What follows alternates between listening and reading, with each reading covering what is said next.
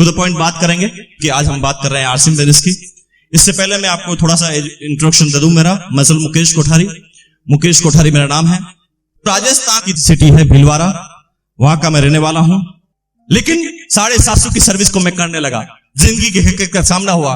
उस समय मैं इन बातों पे नहीं सोचता था, क्योंकि मैं भी एक जनरल आदमी की तरह उस जीवन को जी रहा था। मुझे लगा था कि भैया ये सपने छोड़ दो, सपने देखना बंद कर दो, ये हमारे बस की बात नहीं। 11 महीने तक काम किया 750 की सर्विस में। 11 महीने बाद मैंने सोचा, एक दिन रात को उठकर मेरे अंदर एक संचार आया और मैंने अपने दिमाग से पूछा। मैं अपने दुनिया में सबसे बड़ा मित्र अपने दिमाग को मानता हूं, दुनिया पड़ोसी को मानती है।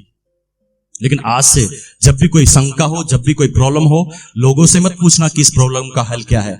जब अपना मन शांत हो तो अपने ही दिमाग से पूछना कि इस चीज का हल क्या है। क्योंकि दुनिया में जो आपका दिमाग आपको राय दे सकता है, दुनिया की कोई भी वस्तु, दुनिया का कोई भी कंप्यूटर उस तरह की राय आपको नहीं देता। लेकिन जरूरत क्या है कि आपका दिमाग उस समय शांत हो। अगर आप गुस्से में किसी क्वेश्चन का आंसर आप पूछेंगे तो उल्टा सीधा आंसर देगा। मन शांत हो। रात को 11:30 बजे 12 बजे उठने के बाद मैंने अपने दिमाग से पूछा, भैया क्या मुकेश कोठारी तू 750 के लिए पैदा हुआ है? दिमाग ने कहा नहीं भैया, तू 750 के लिए पैदा नहीं हुआ, तुझे कुछ और करना है।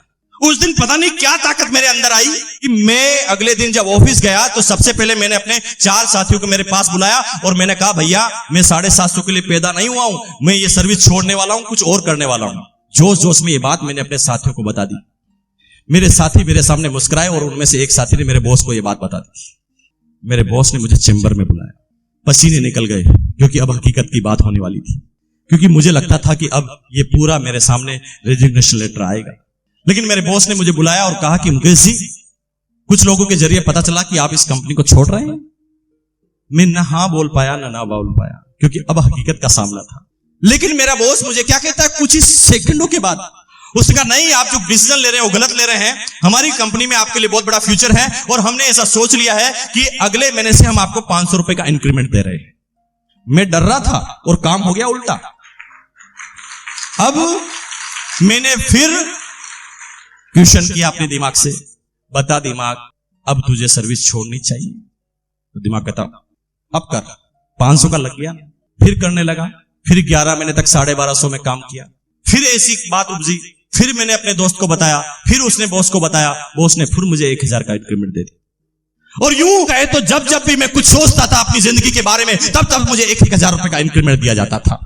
और यूं अगर सही शब्दों में बात करें तो मेरी जिंदगी का अब अगर सबसे बड़ा कोई दुश्मन रहा है तो मेरी सर्विस में मेरा इंक्रीमेंट, जो मुझे न तो जीने देता था और न ही मुझे उस क्षेत्र में मरने देता था। जब भी मैं कुछ करने की सोचता था, मुझे 1000 रुपए के इंक्रीमेंट से थोपा जाता था। क्योंकि मैं कुछ एक ऐसी सनसनीखेज बात बताने वाला हूं जो अब तक दुनिया के किसी भी लीडर ने स्टेज से नहीं बोली है, मैं बोलूंगा। लेकिन मेरा आज मैसेज ये नहीं था होगा कि आप जो भी सर्विस करते हो छोड़ देना। नो, ये मैसेज नहीं है मेरा। मेरे मैसेज को समझना। सर्विस हमेशा वो इंसान करता है जिसका अपना खुद का कोई टारगेट नहीं होता, इसलिए वो अपने बॉस के टारगेट के लिए काम करता है। क्योंकि उसका बॉस का बहुत बड़ा टारगेट होता है, तो अपने पूरे जीवन हम अपने बॉस के टारगेट को पूरा करने में लगाते हैं। जब भी हमारे बॉस को यह पता चलता है कि ये मेरे टारगेट को पूरा करने के लिए सबसे महत्वपूर्ण इंसान है, तो जब भी आप छोड़ते हैं कि मैं छोड़ूंगा, तो आपको 1000 रुपए के इंक्रीमेंट से नवाजा जाता है। तो नियम क्या है, फॉर्मूला क्या है? फॉर्मूला यह है कि अगर आपको 10,000 रुपए सैलरी मिलती है तो सीधा सीधा आप 1 लाख के आदमी हैं। क्योंकि दुनिया का कोई भी बिजनेसमैन, दुनिया का कोई भी एम्प्लॉयर आपको 10,000 की सर्विस जब भी देगा जब वो 1 लाख का आदमी है, तभी तो 90% उसका प्रॉफिट होगा। अगर आप 10,000 के आदमी हैं और 10,000 ही सैलरी देगा तो बताइए घाटे का सौदा नहीं है। आप खुद 1 लाख रुपए के आदमी हैं, इसलिए आपको 10,000 रुपए मिल रहे हैं।